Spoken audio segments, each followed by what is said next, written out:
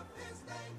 Offer him glory and praise. Sing to the glory of his name. Sing to the Sing to the glory. glory of his name. Sing to the Sing to the glory of his name. Sing to the Glory glory. of his name. Sing to the Sing to the glory of his name. Say to God, how awesome are your deeds? Sing to the glory of his name. How great is your power, your power. Sing to the glory of his name. Sing to the Sing to the glory of his name. Sing to the Sing to the glory of his name. Sing to the glory of his Sing to the Sing to the glory of his name. All the earth bows down to you. All the earth bows down to you. All the earth bows down to you. All the earth bows down to you. And they sing praise to you. They sing praise to you. They sing praise to your name. Come and see what God has done, Sing to the glory of his name. and how awesome are his works for man. Sing to the glory of his name. Sing to the Sing to the glory of his name. Sing to the Sing to the glory of his name. Sing to the Sing to the glory of his name. Sing to the Sing to the glory of his name. All the earth bows down to you. All the earth bows down to you. All the earth bows down to you. All the earth bows down to you. And they sing praise to you. They sing praise to you. They sing praise to your name. Shout the joy to God on the earth. Sing to the glory of his name.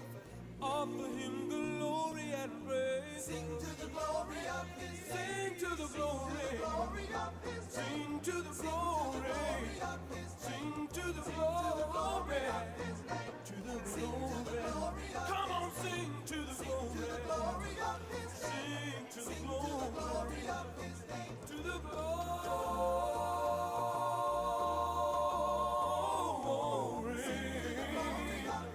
Give him glory and praise. Praise his holy name. Sing to the glory of his name. Give him praise. Glory of his name. Sing to the glory of his name. Praise the Sing Lord. to the glory of his name. Sing to the glory of his name. Sing to the glory of his name.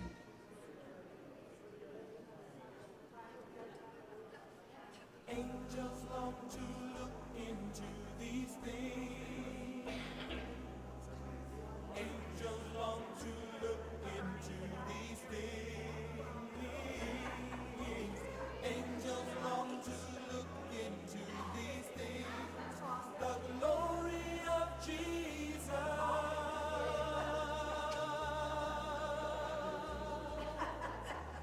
He has given us new birth into a living hope through his resurrection from the dead. He has given us new birth into inheritance that can never perish, spoil or fade. In this we greatly rejoice. Even though we suffer grief and trials, we have genuine faith. We are filled with joy, we love him, we believe in him, we believe in him. Even though we have not seen his face. We are a seal of our faith. Angels long to look into these things. Angels long to look into these things. How he sings. Angels long to look into these things. The glory of Jesus.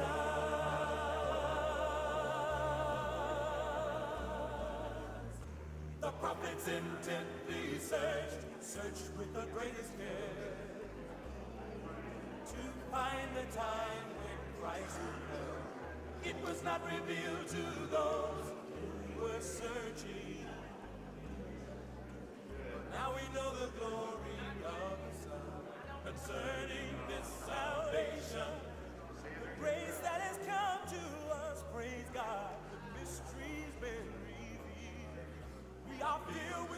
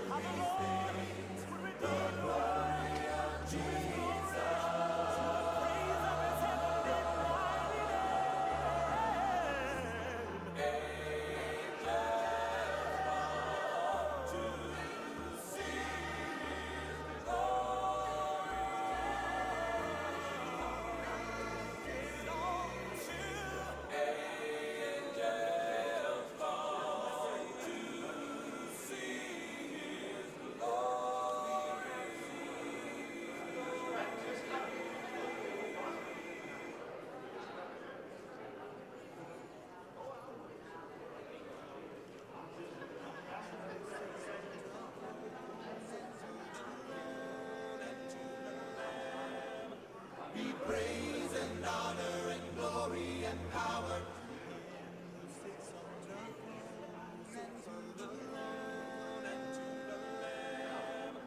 Be praise and honor and glory and power forever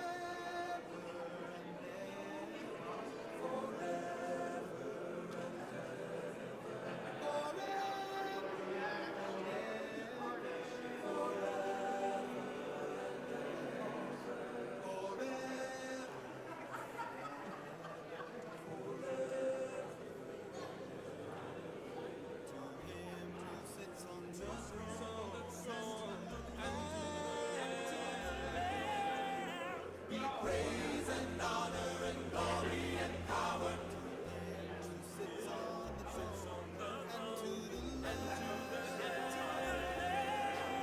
Be praise and honor and glory and power forever.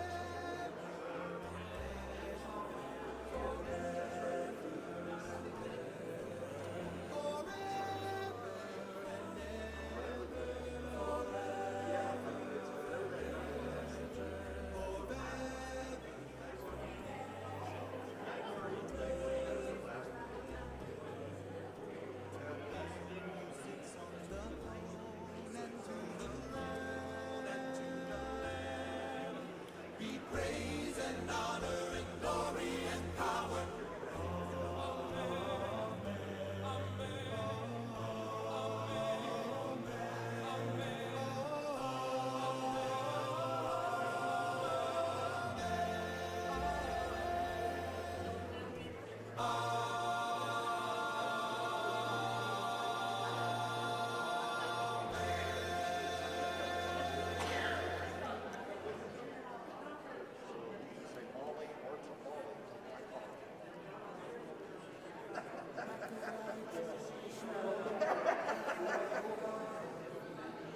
That's right.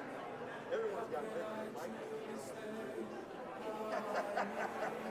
I keep you over there. How can I really share what I'm feeling? Can I reveal my heart as I'm kneeling? How can I truly show that I love you? How can I truly say how I need you? How can I really share what I'm feeling? Can I reveal my heart as I am kneeling? How can I ever love your compassion? Covered and clothed with Christ for my fashion. Turning aside, I feel godly sorrow. You confidently secure my tomorrow. How can I truly show that I love you? How can I truly say how I need you? How can I really share what I'm feeling? Okay. But get your attention if you could come on in and come down closer maybe if you want to see the slides. We're going to live telecast this morning also, so we need to kind of get started a little early and then give Carson plenty of time to go through this full assessment. He's got some good information. So we'll start in 2 minutes, let's say.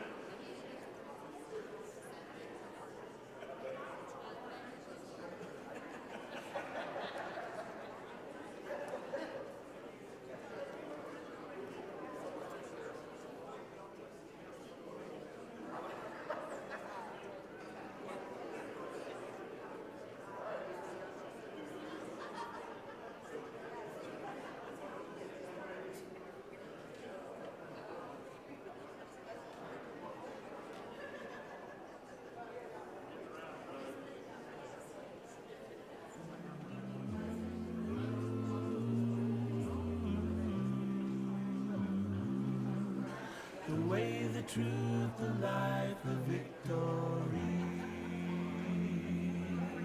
As the King of Kings was questioned by Pilate long ago, he declared his kingdom different, not of this world. A kingdom for the sight of truth, like none has ever been. Pilate asked, what is truth? What is truth? He was standing right in front of him. Truth was standing right in front of him. As plain as anything could ever be. Truth was standing right in front of him. He was standing there for all the world to see. The way, the truth, the light, the victory. Stephen, first beloved martyr, gave up his life for him, being stoned by angry people.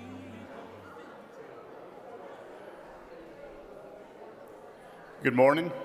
If we could get everybody to take a seat, we'll get started. We'll give Carson plenty of time. I just wanted to just kind of report to you quickly from a transition position. This is part of our self-study, as we've been talking about. Self-study includes the survey that we took, the church health assessment, and then we did focus groups. We had over 112 people, I think was the final number of people that participated in the focus groups. We're going to hear a report, an unabridged report. We've told Carson to report anything that he wants to report from both the assessment and from our focus group. Yesterday, your elders spent 5 hours discussing focus group questions. We had the congregation had the opportunity, but we took the opportunity yesterday to sit down and really discuss and the focus group, and went into other discussions, but spent 5 hours on that yesterday and had a really good time. Carson did a really good job at leading that. We're blessed to have him and the Cyber Institute working with us. And so I'd like to turn this over to Carson this morning, and he'll do the presentation. We'll have a report from George afterwards about what our search team is actively doing at this time. Yeah, thanks, Mike. And yes, it's a delight to be with you this morning, and we're going to take a look at some material. Greg is handing out something called a focus group summary. Go ahead and grab a hold of that, but just we'll talk about that in a few minutes. So what's been going on? Let's back up real quick. Over the last couple of months, Central has gone through 2 distinct listening projects, if I could call them that. The first one of those is the church health assessment. That was the online survey that 300 of you, well, lovely turnout, 300 of you took the time to fill out. And we're going to take most of this hour and look at some of that data. The second project, the second way of listening, was through focus groups. And as Mike said, 112, I believe it was, and 12 or 13 groups went through and spent, with the elders facilitating, some listening to you. And the report you hold in your hand is the data out of that, which just blew right off of the lectern right there. Maybe the Spirit is at work, lifting things forward, right? That's our prayer. And we'll say a word about that as well. So today, this morning, is a kind of a time to close the loop and come back to you as the church and say, here's what we're hearing, here's what we're seeing. And so what I'd like to do is move through the CHA report. We're going to do that at a fairly good clip. I want to make sure that you're able to see the slides there and see some of that data. We won't be able to chase all the rabbits that are there, but we can chase a rabbit or two as we go along. And then I want to say a word about the focus group summary that you have in front of you as well. So, all right, CHA. Let's, Molly, if we could just move along here. There are 9 factors that the church health assessment was seeking to hear your perceptions about the church's health. And as we go through this, we're using a very simple way of doing this. We do this because people like Greg Dowell, it's just a little hard for them to get into deep stuff. So we use a real simple process. It's red means stop, yellow means okay, and green means go. If you can remember the little kid song, which I never can quite remember enough to sing. But that's sort of the color coding that we're using through this. So you'll see red, yellow, and green as we go through. And the 9 factors that we're seeking to measure are on this slide, where you see these 9 things. We're looking for mission, vision, and goals. We're looking for how worship is being perceived, spiritual formation, church relationships, intergenerationality. Boy, that's a long word. Stages of family life. A healthy, vibrant church will be attending to all the stages of life, right? What else? Congregational culture and values, finances and facility, et cetera, et cetera. So these are the 9 factors. And as you can see here, some are green, some are yellow, and some are red. And before you go, oh no, this is awful, I want to look at this and tell you that, oh no, this is normal, right? Every church has things that it's really good at. Every church has some things it's doing okay with, and every church has a thing or two to work on. Does that make sense to you? Here's how I would say this. If you find a church that has all green, don't join it because you'll screw it up. That's the bottom line, right? Every church has got its stuff to work on, and Central is just like every other church. Of the 40 some odd churches we've done, there's always some green, there's always some, well, actually I've caught a couple of churches that we were looking hard to find any green. You've got a lot of green, really. But every church has got things that it needs to work on. It's kind of like going to the doctor. I went to my annual physical last Friday morning before I drove up to Amarillo. And he came in with his sheets from the blood tests. You go for those annual physicals, and he's going, yeah. He goes, uh-oh. And I go, oh, your cholesterol's up. My wife is with me. She doesn't know this yet. But my cholesterol's up, dear, just a little bit. And he kind of looked at me, and I said, okay, no more French fries. So that's normal. That's very normal. So let's take a look at the bar graph here that shows us what the summary of those 9 factors.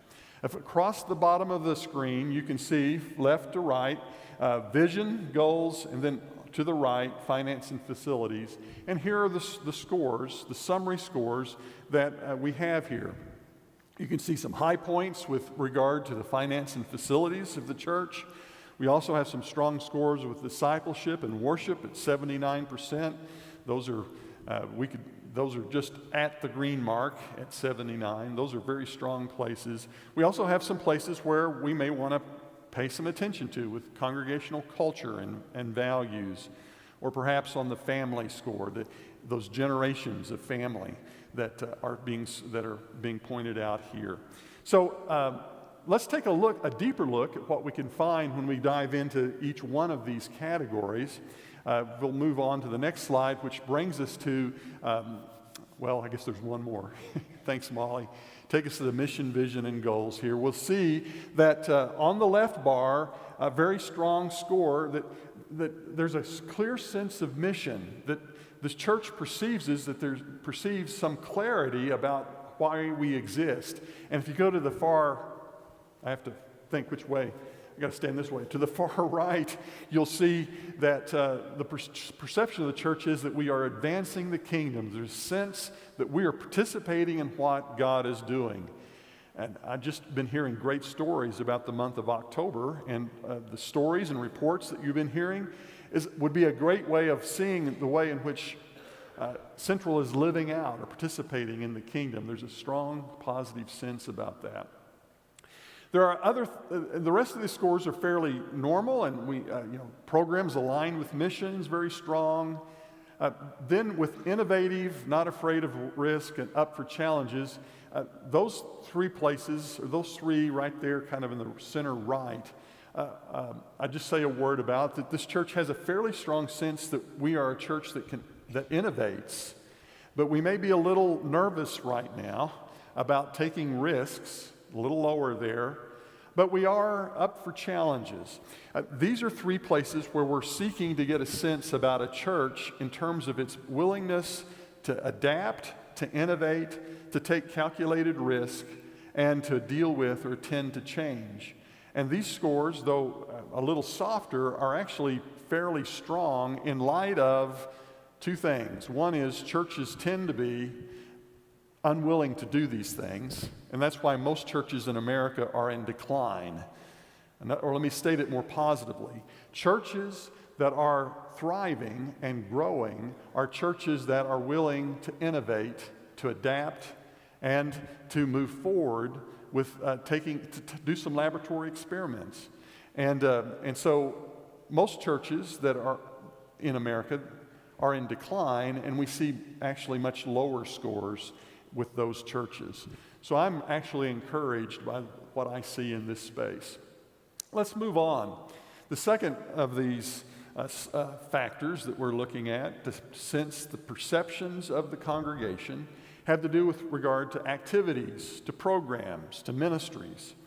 And here, nothing really super exceptional.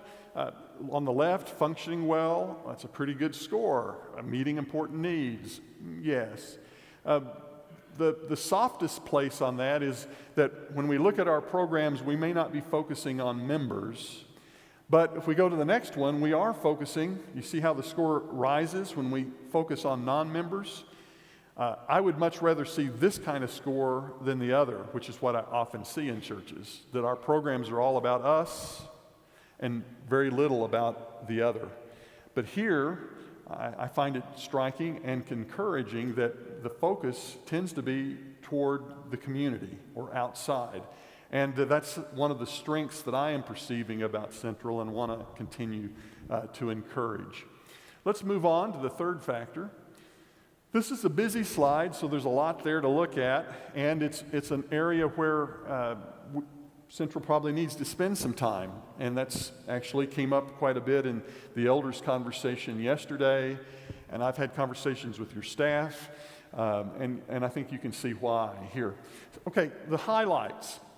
On the far left, Central has a deep commitment to children and families, 84%. This is important to Central, and that's wonderful. That's our aspiration. That's what we desire. And if we go to the far right, we see that our perception is we have an excellent children's ministry at 81%, and that we have a lot of intergenerational activity. And those are really strong scores. Those are as high as we see in any church. But in the middle space, we've got some places where we may need to pay attention. As you can see, these other factors are looking at different age groups within a congregation. And that there's some places where Central is soft, if I could use that kind of language, where we may want to pay some attention to young professionals or to young adults. And I don't, the youth group there's a perception that we need to pay attention to our youth group. Well, some of that I think Central is already very well aware of. There's an active search right now for a youth minister, right? There is a response that's being made to that, but there's probably other places for this to grow. I want to say a word about this area because about intergenerationality or multiple generations. Probably for the first time in human history, unless we go all the way back to Methuselah, we are now living where we have 4 and 5 generations of people in a congregation. Are you following me here? We've got 8-year-olds, we've got 18-year-olds, we have 28-year-olds, and we have 88-year-olds. People are living longer and longer, and it means that used to be you had 3 generations in a church. And then there was 4, and now we're moving into 5 generations. And that's a lot of span of persons and perspectives and ways of doing things to all inhabit and live in one community. Now, can the people of God do this? Absolutely. But it does require adapting and being willing to listen and appreciate the various wide span of persons that make up a congregation. And that will be one of the challenges that Central faces in the days and months ahead. How do we honor all of those various age groups, and how do we particularly attend to persons in these categories of singles or young adults or young professionals, et cetera, et cetera?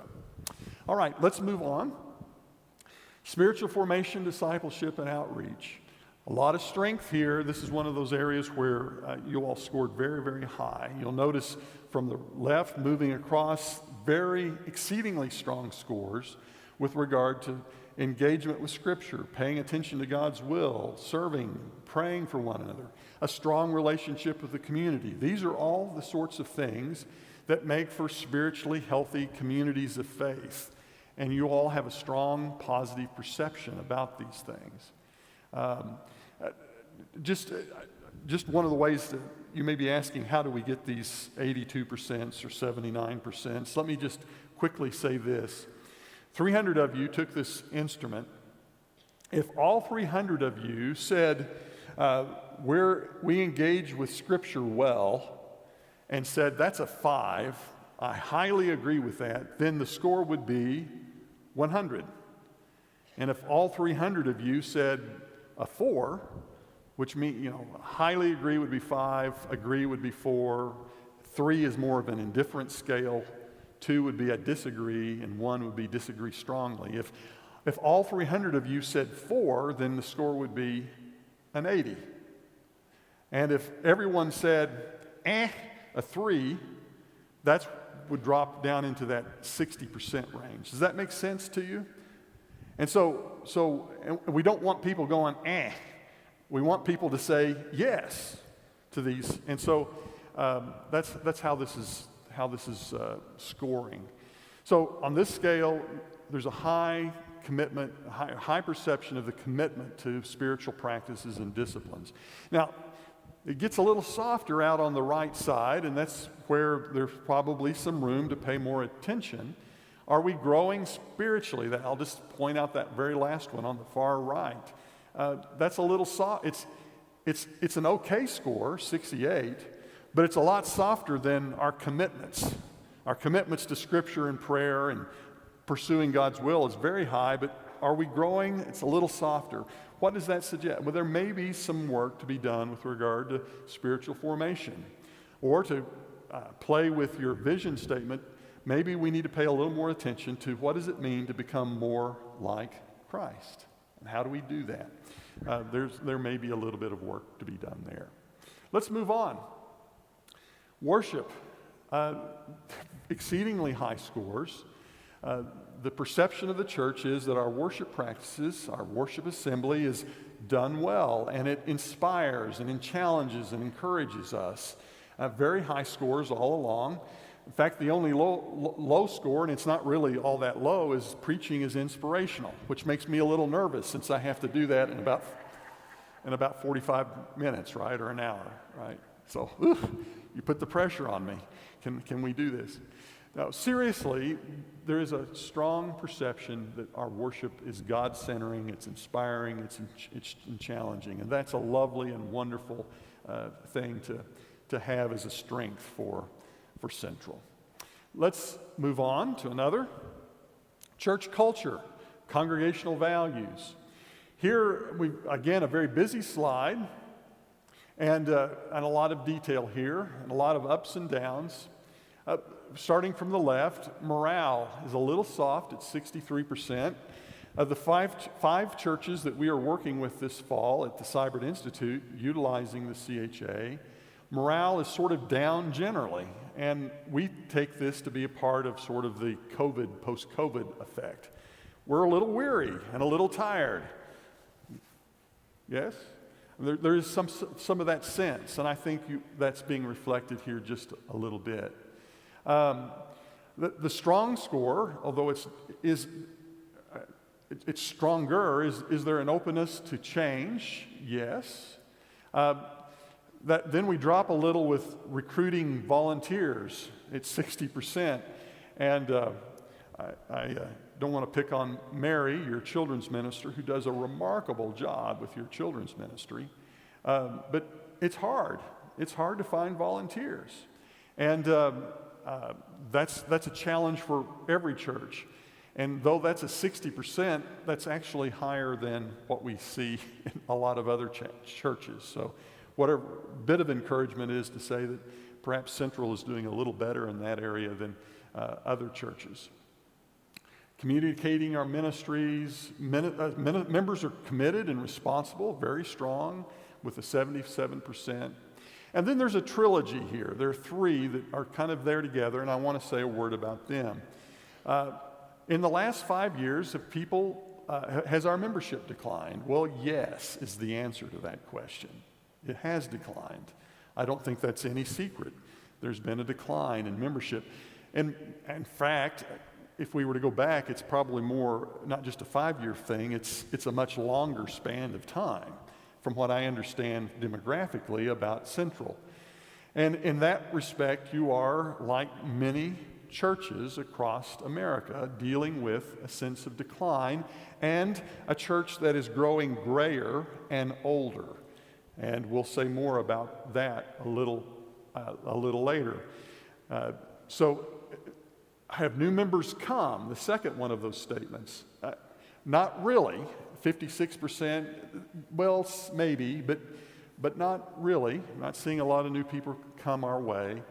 Have changes been the thing that have caused people to leave? Yes, that's the case. That's the perception of the church. And I want to say about that is always the case. Why people leave churches is because of change. So that score is always low.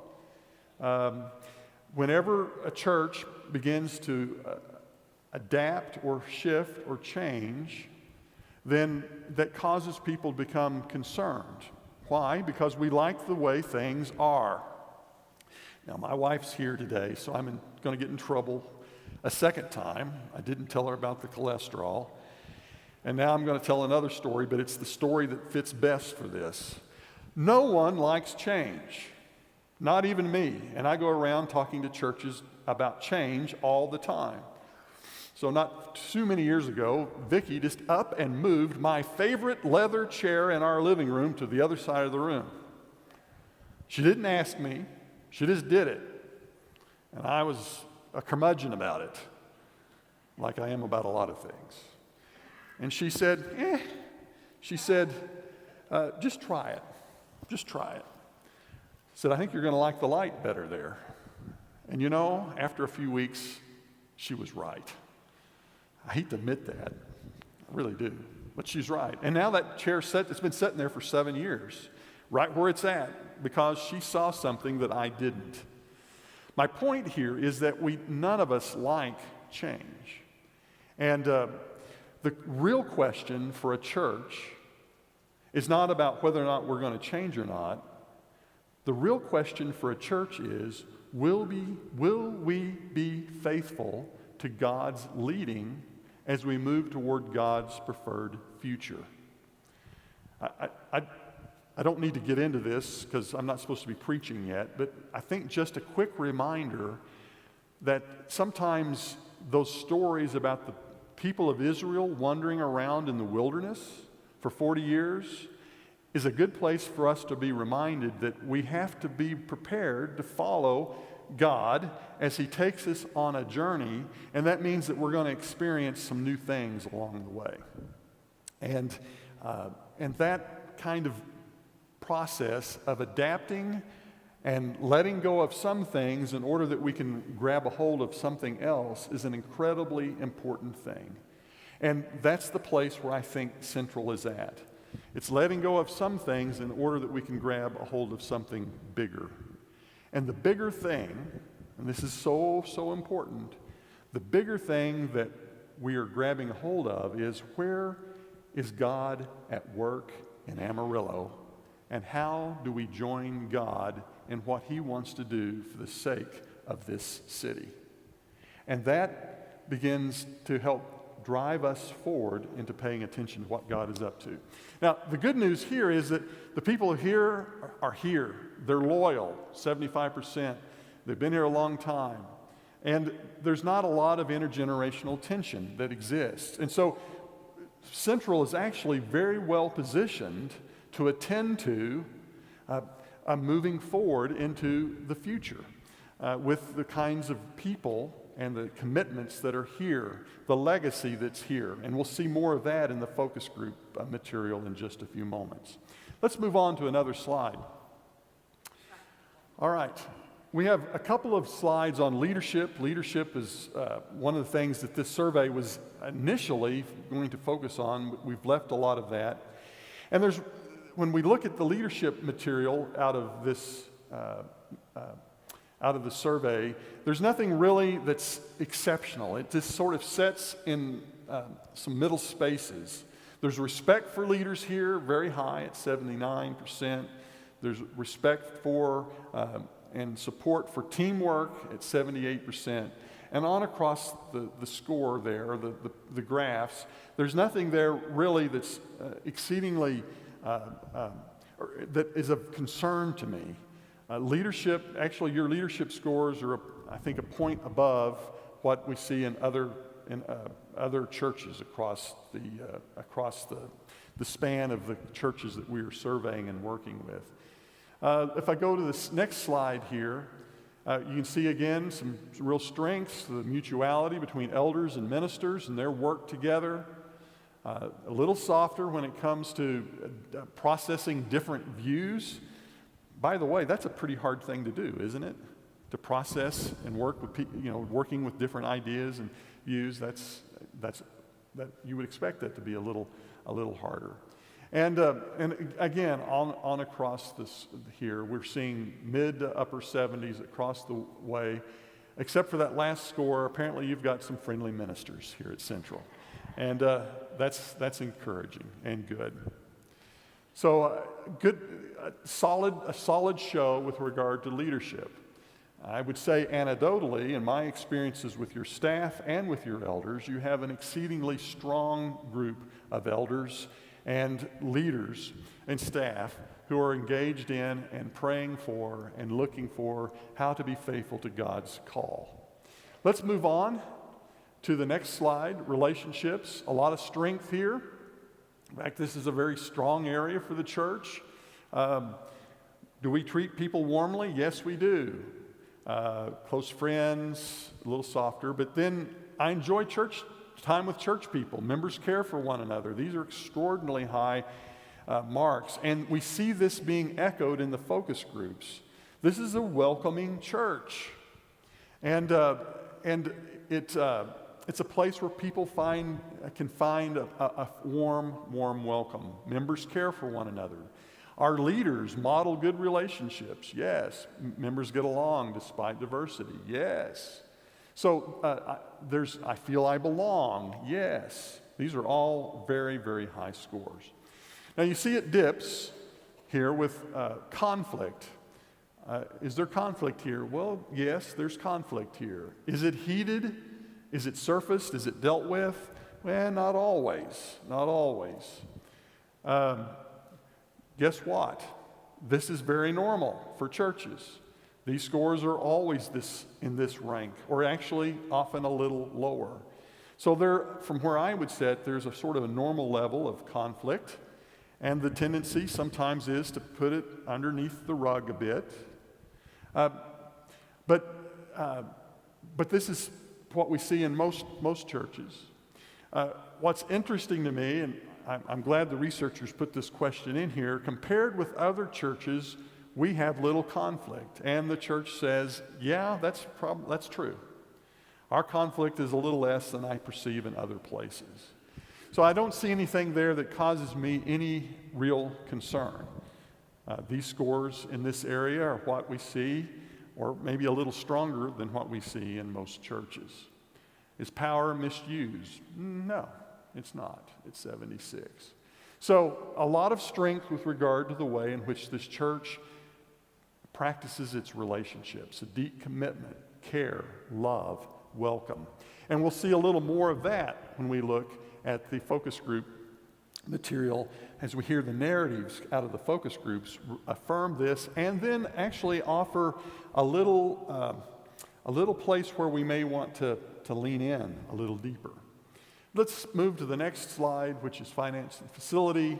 There's not much that needs to be said here. Very strong. This church perceives that we've got a good campus, we've got resources, and we're well situated with regard to the needs for finance and facility. You may want to ask why, some of you may be asking, why is this a factor? It would seem to me that finance and facility seems to be a long way from the gospel of Jesus Christ. And I want to say, I'm glad you asked that. Let me say a word about that. This is important because sometimes we get into debates about how we pay attention to things like campuses and buildings or programs, when at the heart of the matter, it's really about relationships. And I want to say, yes, that is absolutely right. The gospel of Jesus Christ makes a difference in our lives in and through relationships. There was a fellow by the name of Yaroslav Pelikan who was a noted Yale historian. He was giving a lecture a number of years ago. He got to the point in his lecture where he said something like, "Do you all know that little children's song, 'Jesus loves me, this I know, for the Bible tells me so'?" And his audience said, "Oh yeah, we know that song." And then he said, "It's not true. It's not true." And of course, people were gasping, right, in the audience. And he said, then he went on to say, "My 8-year-old daughter knows that Jesus loves her because her Sunday school teacher told her so." Do you get it? You get it? The life and relationship, coming to faith, finding meaning in life, comes through relationships. That's what matters. A live relationship with the Spirit of the living God. That's what we're after. So why finance and facilities? Well, it's because of this. Friday night, Vicki and I went to Napoli's, a little Italian joint downtown. And she had, I don't know, chicken piccata or something. And you know, it was really, really good. It was really good. But you know, if she had to eat that chicken piccata without a plate or a kind of a bowl, it would really have been a mess. How in the world do you catch sauce without a bowl? How do you do that without having something to hold it in? Here's my point. Programs and buildings and administration and all of those things are the things that hold the good stuff. If you don't have a bowl, then what does the chili set in? And so we want to make sure that this is going well in order that we can hold on to the other stuff. But we don't ever want to get confused about what really matters. Is this making sense to you? And so the thing that really matters is the relationships, which you all scored very high in just the previous slide. What matters is discipleship, which you've got some real strengths in, even as we attend to it more. And it's good to know that there are some structures in place that will create the foundations for more good things ahead. Keeping those things, seeing how they work together is incredibly important for a congregation. The ministry and life and relationships also need some sort of structure to hold it. Otherwise, it just kind of evaporates. Okay, let's move on. That's the 9 factors. So here are some demographics. This slide is sort of hard to explain, so let's just move on to the next one, Molly. Here, this one's a little easier for us to translate. Who took this survey? 300 people. Well, who are they? Well, there were people here who were here at least once a week or more than.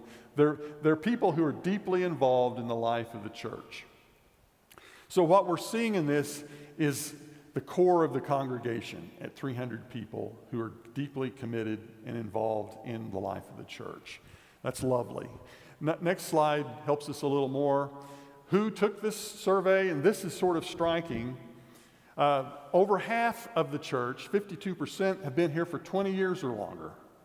So over half of you go back in time, past Alan's time, back into Dan's time, back in perhaps beyond that, right? Not a lot of people have come more recently who have taken the survey. And that is a little like, okay, what's going on here? Why is there so many that far, people who've been here that long? We'll see some other data here that helps us with that. Let's move along a bit. I forgot. We've got this one set of, I'll pick back up on that narrative in just a moment. There was a place where you could write in what do I like the most and what do I like the least.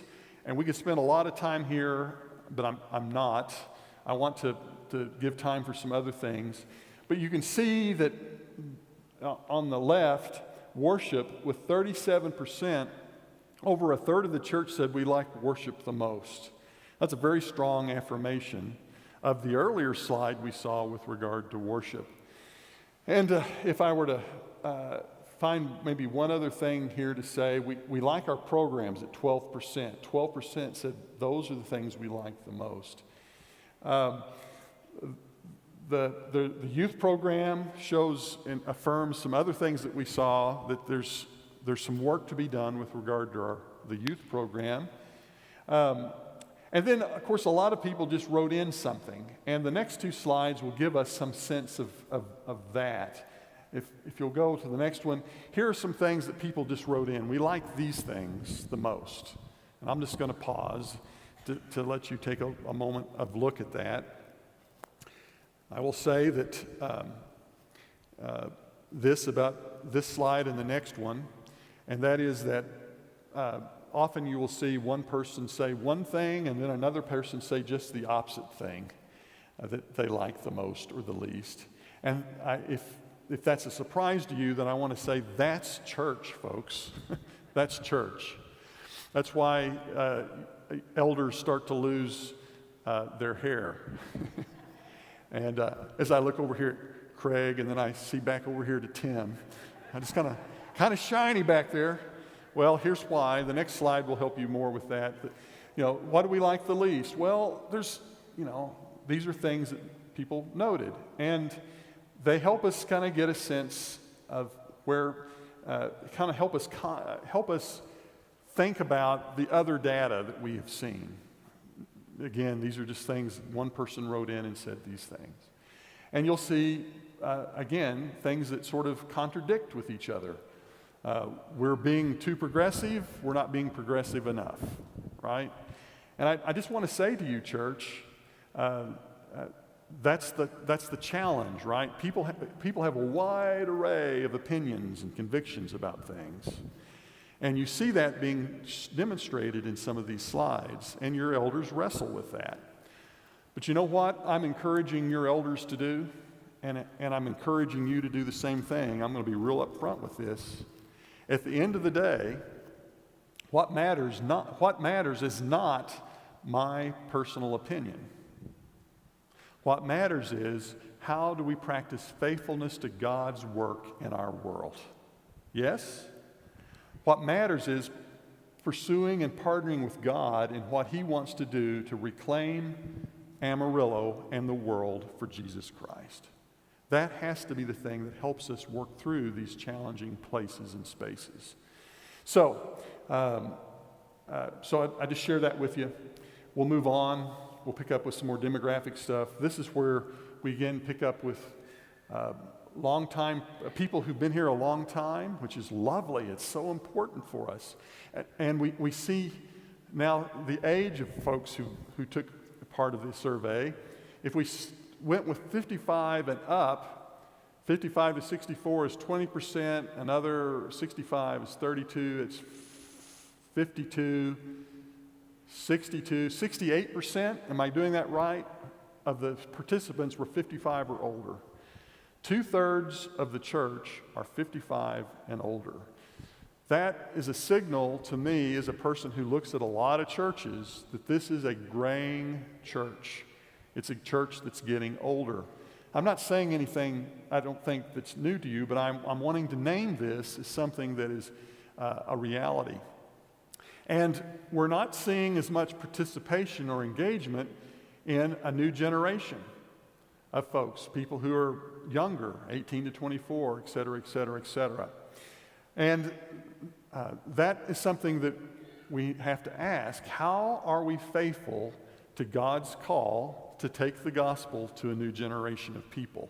That becomes an operative question for central to ask in these days and months ahead. Let's take another look at another slide. This is a church that is largely white, or the participants in this were largely white. Again, another slide. Real quickly, education. A fairly educated congregation, bachelor's degree and above, over half the church. Marital status, mostly married, you can see. And then I think employment status, working full-time, 40%. And again, you go over there to that 44% with retired. Almost half of the church, 44%, almost half of the participants in this survey are persons who are in retirement. Again, another signal that we're a little grayer or older. Who took the survey? 56% were women who took the survey. And by the way, there's 3% that always people want to ask, what's the 3%? Well, those are 3% of people who just didn't tell us whether they were male or female. That's all that is. The researcher, Susie, used to not put that in there, and then like, what happened? That doesn't add up to 100%. What's going on? Well, 3% just didn't tell us. So this is another factor we see, more and more women being involved in the life of a church. In 44 churches, there's only been one church where there were more men than women who took the survey. Overwhelming majority of the churches, we see more women than men taking the survey. All right, let's go one more. There's a summary here, again, of the strengths, and then where maybe some growth areas are for us. And then there's one more bar graph. We'll go on here. Just thought you might want to see, we pulled the elders out of the data, and so the yellow or buff-colored line is your elders' perception and then the church's perception. And this is really nice. You see that there is some difference, but the difference is minor. And that is encouraging. That is to say, your elders pretty much within a point or two in most of these are perceiving things pretty much like the church. The one that isn't that way would be the family or those life stages, and the elders are a little more pessimistic about that area than even the church. And frankly, I'm glad about that. They see and feel keenly the need to attend to those younger generations, and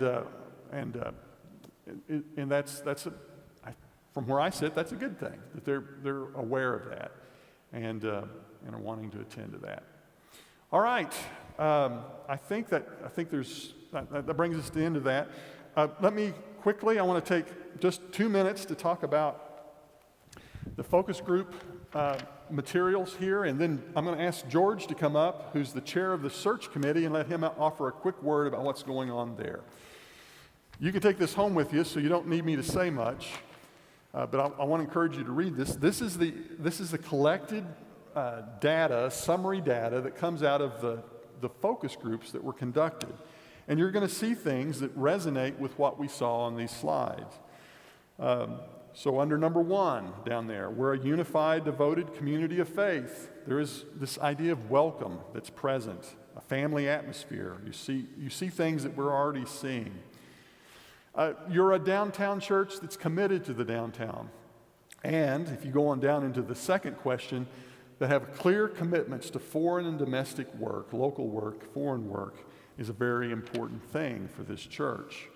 And if I were to point out another thing on the reverse side very quickly, with number 3, what we're looking for in a new preacher, I think these are very important characteristics that you're identifying, including we want somebody who's spiritually mature and and that you're looking for someone who can come and do the hard theological work with you and communicate widely to all audiences, young and old. There's an awareness that we need to be able to attend to younger as well as older audiences. The last thing I would say is really the last sentence on the document. I think you all are aware from these focus groups that Central, and this is soberly stated, Central is in danger of not reaching younger generations for the gospel.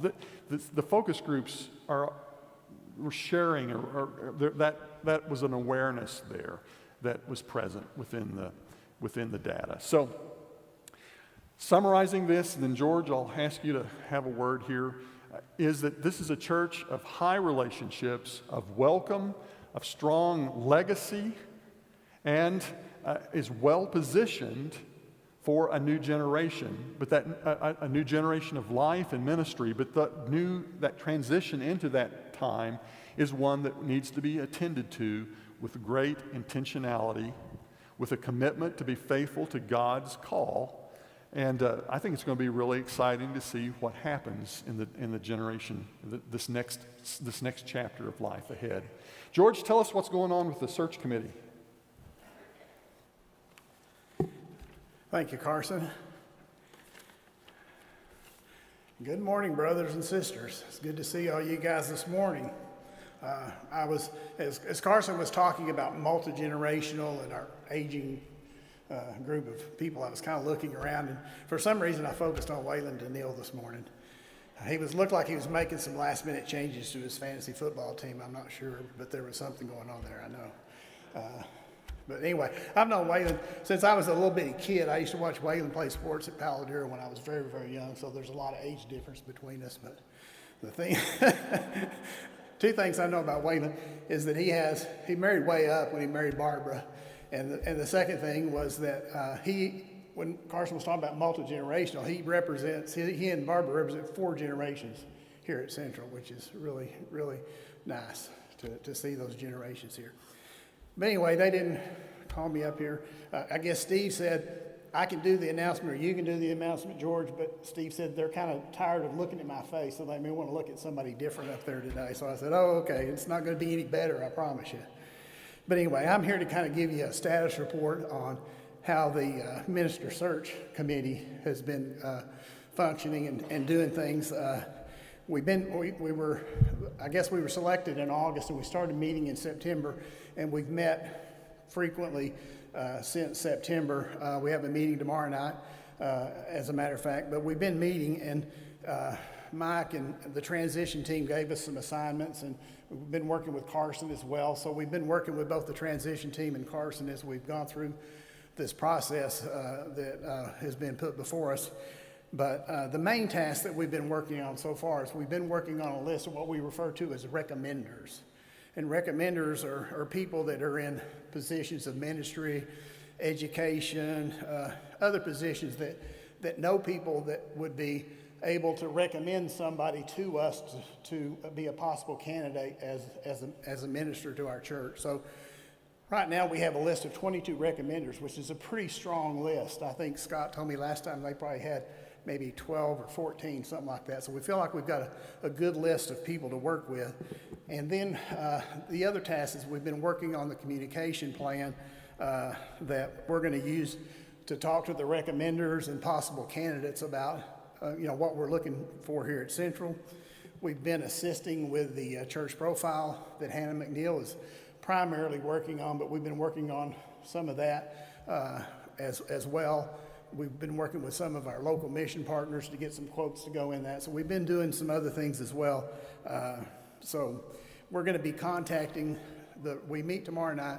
We're going to finalize our list of recommenders, and we will be contacting them in mid-November. We'll be in communication with them, some by email, some by phone.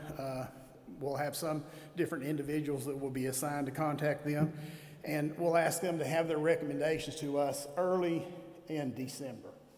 So our time schedule that we're kind of working on is that we will begin, we'll have our hopefully list of candidates in December. We'll be begin to contact them in December, and in January, we'll be contacting them, and we'll begin evaluating. We'll be listening to their sermons. Maybe if they've had writings or things like that, we'll be looking at them, and then we'll be conducting some individual interviews with them as well. Our goal is to make recommendations to the elders in the March timeframe. So hopefully in March we have recommendations to the elders. And then sometime in May, we expect the elders would make an announcement. And then as we go forward, probably bringing somebody on at the end of the school year, maybe July or August timeframe. So that's kind of the timeframe that we're working on now. I will say that we've been very blessed I've been blessed with the people that have been assigned to work on the committee. I think we have people on the committee that represent almost all of the Bible classes here at Central.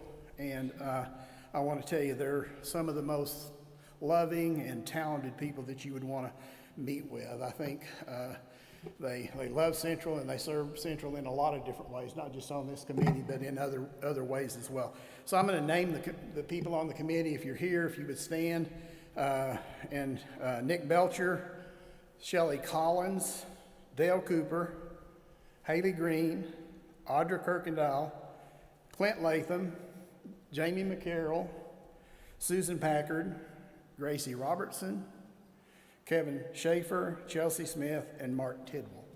And of course, we have our fearless elder liaison, Scott Bentley, is kind of keeping us honest, sits in on our meetings, and it really helps us a lot because he's been through this process before, served as that in the capacity that I'm in on Alan's selection. So anyway, we're looking forward to finding somebody that meets the criteria that Carson was talking about, that fits our church, fits our community, and somebody that can kind of guide us into the future. So anyway, I appreciate you guys listening to me, and I guess we'll move on from here to church. Thank y'all very much.